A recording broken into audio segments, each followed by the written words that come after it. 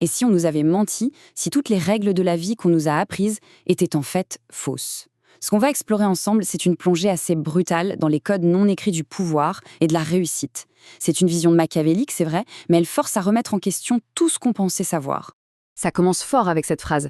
La vie n'est pas ce qu'on vous a dit. C'est une claque en quelque sorte. Ça nous demande d'oublier un peu les histoires de justice parfaite où le mérite est toujours récompensé.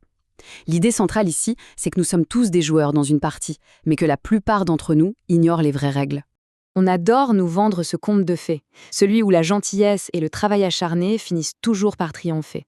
Mais, selon cette perspective, la réalité est bien plus froide. C'est un jeu dont les règles sont déjà écrites et que la majorité des gens n'apprendront jamais. Alors on entre dans la première partie, le jeu préétabli. On va essayer de décortiquer cette illusion qu'on nous inculque depuis qu'on est tout petit. C'est vraiment là que le fossé se creuse entre ce qu'on nous dit de faire et ce qui fonctionne réellement. Ce tableau, il résume parfaitement le conflit. D'un côté, on a les règles de l'obéissance. Sois gentil, sois humble, attends sagement ton tour. Et de l'autre, on a les règles du pouvoir, celles que les esprits stratèges, eux, assimilent. Ils apprennent la manipulation, ils apprennent à lire les faiblesses des autres, et surtout, ils comprennent la vraie nature du pouvoir. Pensez à l'école, par exemple. On nous la présente toujours comme un temple du savoir. Mais cette vision-là la voit plutôt comme une usine. Une usine conçue pour former des travailleurs bien dociles, pas des penseurs critiques et audacieux. On y apprend à mémoriser pour se conformer, pas à penser stratégiquement pour innover. On apprend à craindre les erreurs au lieu d'apprendre à s'en servir. Ok, maintenant qu'on a posé les bases du jeu, il faut comprendre ce qui le fait tourner. Quels sont les moteurs invisibles? D'après cette analyse, il y a 3 forces cachées qui gouvernent absolument toutes nos interactions. Les comprendre, c'est un peu comme commencer à voir la matrice.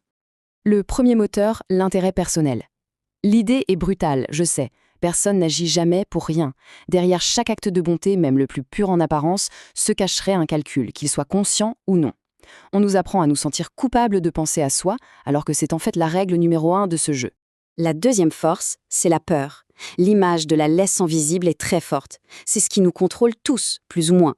La peur de perdre son job, la peur de quitter une relation qui ne marche plus, la peur d'échouer si on essaie quelque chose de nouveau. Cette peur est l'outil de contrôle le plus puissant, car elle nous paralyse dans des situations qui nous rendent malheureux. Et enfin, la troisième force, le désir. C'est la fameuse carotte qui nous fait avancer sans cesse. La société nous vend un idéal de succès, d'amour, de beauté. Mais à peine en l'atteint, hop, un nouvel objectif apparaît, encore plus loin. C'est une poursuite sans fin, conçue pour qu'on ne s'arrête jamais de courir. Bon, d'accord, on a compris les règles, on a vu les forces cachées, et maintenant, on fait quoi? Cette section présente 3 leçons fondamentales à intégrer pour naviguer dans cette réalité. Ce sont des leçons dures, c'est vrai, mais elles sont présentées ici comme absolument essentielles. Et la première leçon, c'est sans doute la plus difficile à avaler. C'est le principe de l'autonomie radicale. C'est simple et c'est brutal. Personne ne viendra nous sauver. Ni la famine, ni l'État, ni qui que ce soit d'autre. Attendre un sauveur, c'est une perte de temps. Le changement, l'aide, n'arrive que lorsqu'on décide d'abandonner le rôle de la victime pour devenir son propre sauveur. Deuxième leçon. Et celle-ci, elle parle de contrôle. Le principe est simple. La vie a horreur du vide. Si on ne maîtrise pas ses propres ressources, ses émotions, son temps, son argent, eh bien quelqu'un d'autre s'en chargera. Et croyez-moi, ce sera toujours pour servir ses propres intérêts, jamais les nôtres. Et la troisième leçon va complètement redéfinir notre rapport au travail. On n'est pas récompensé pour le travail acharné. On est récompensé pour son caractère indispensable. On peut s'épuiser au travail 12 heures par jour et être facilement remplaçable. La vraie valeur, et donc la vraie récompense, elle va à celles et ceux qui développent une compétence rare, une vision stratégique, bref, quelque chose qui les rend irremplaçables. Mais attention, voir le monde tel qu'il est, eh bien, ça a un coût. C'est ce qu'on appelle ici le fardeau de l'éveil. Cette partie explore les conséquences, souvent douloureuses, du fait de sortir de l'illusion. Quand on commence à changer, à fixer des limites, à vraiment poursuivre ses objectifs, la réaction des autres est presque toujours négative.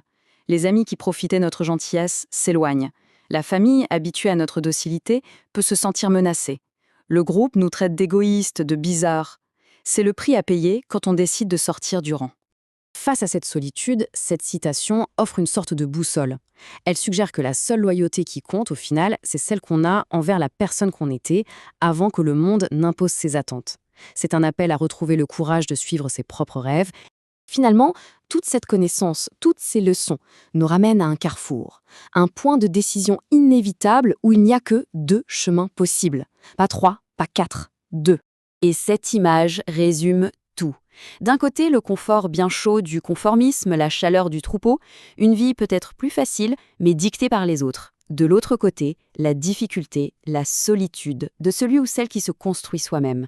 Un chemin plus sombre, plus ardu, c'est sûr, mais c'est le seul qui mène au véritable respect de soi et à une vie qu'on a soi-même choisie. Cette question ramène tout au concret. Parce que la vraie vie, ce n'est pas l'image parfaite qu'on poste sur les réseaux.